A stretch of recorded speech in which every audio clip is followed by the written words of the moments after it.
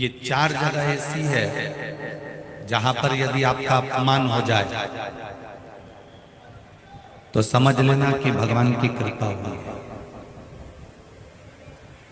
चार जगह शिव महापुराण की कथा में तारकासुर के तीन बेटे तारकाक्ष, विदुमाली और कमलाक्ष की कथा कर रही है। शिव महापुराण की कथा कर रही है। शिव महापुराण की कथा जो वेदव्यास जी ने वर्णन करी है, चार स्थान ऐसे हैं जहां पर यदि आपका अपमान हो जाए तो समझ लेना कि भगवान ने तुम पर कृपा करी है।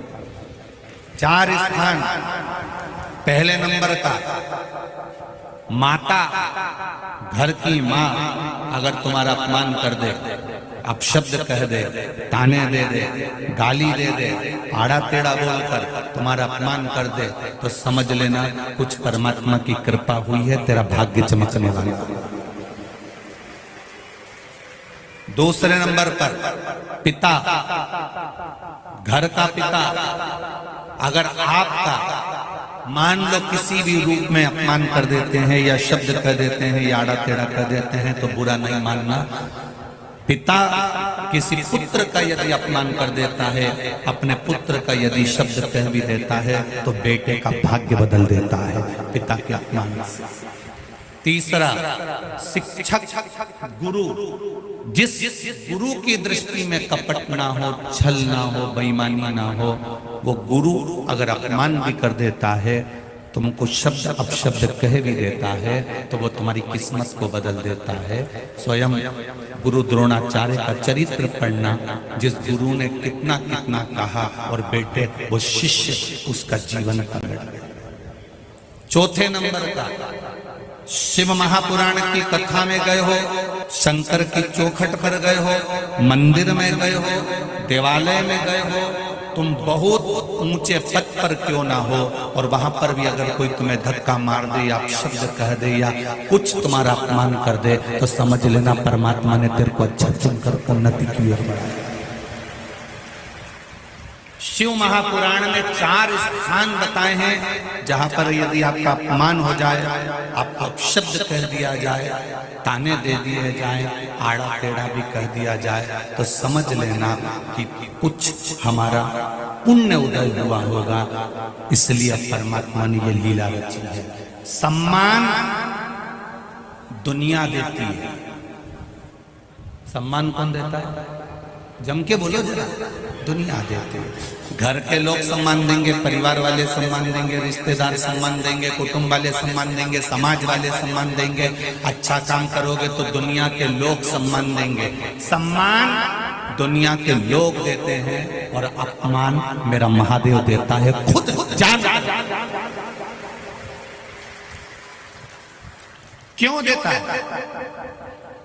प्रसंग तुम्हारे भीतर भी एक प्रश्न जागृत होना चाहिए कि महादेव अपमान क्यों देता है, उसका कारण क्या है? क्या कारण?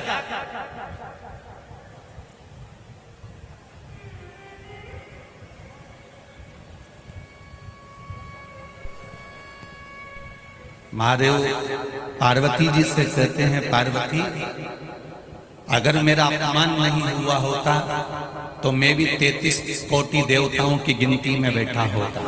मेरा जगह जगह अपमान हुआ, इसलिए मैं देवों का भी देव महादेव बनकर बैठा।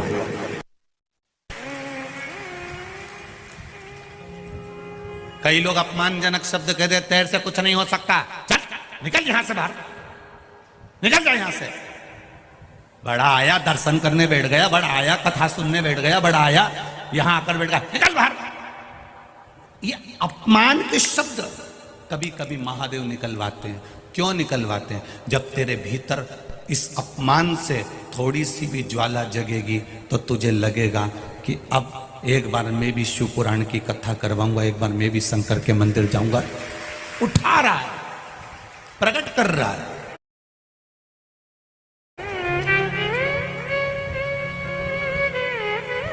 अपने चार स्थान पर अगर शब्द अपशब्द हो जाए, चार स्थान पर अगर कोई अपमान भी कर दे, माँ भी अपने बेटे को अपशब्द कह दे, पिता अपने बच्चे को अपशब्द कह दे, कोई सदगुरु तुम्हारा गुरु कोई सदगुरु भी अगर अपशब्द कह दे और तुम्हारा अपमान कर दे, और शिव महापुराण की कथा हो, चाहे मेरे भोलेनाथ मेरे बाबा का धाम हो, उसकी चौखट कोई मंदिर कोई देवालय हो, चलेगा।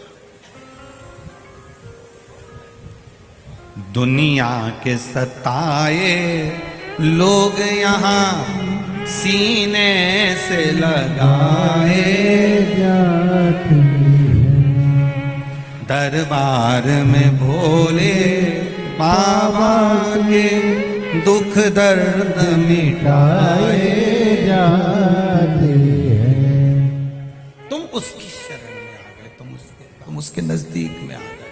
आवाज खींचना पड़ रही, उसको देख, नजदीक में उसके करीब में आ गए। उसके पास में अगर पहुंच गए और कुछ शब्द अपशब्द भी हो गए तो उसको सोच लेना कि महादेव ने तेरे लिए कुछ अच्छा सोचा होगा, कुछ अच्छा सोचा होगा।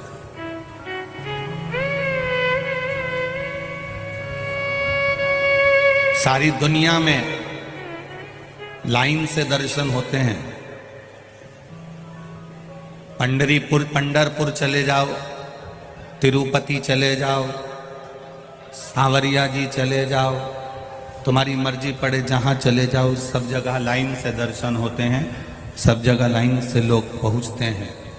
एक उज्जैन का महाकाल और एक नाथद्वारा का श्री जी बाबा बिना लाइन के दर्शन देता है, धक्के में निकाल देता है।